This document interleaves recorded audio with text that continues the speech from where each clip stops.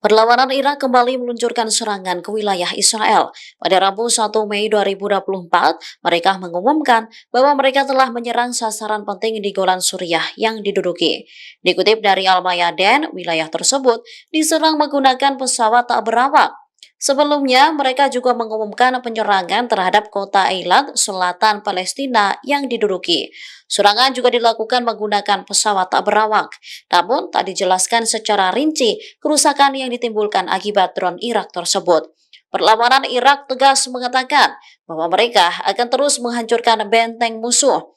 Langkah ini diambil sebagai kelanjutan dari pendekatan perlawanan dan mendukung rakyat Gaza. Selain itu, sebagai tanggapan atas pembantaian yang dilakukan oleh entitas Israel terhadap warga sipil Palestina. Selain menyerang wilayah Golan dan Eilat, beberapa hari sebelumnya mereka juga menargetkan sasaran penting pendudukan Israel di Haifa. Download Tribun X sekarang, menghadirkan lokal menjadi Indonesia.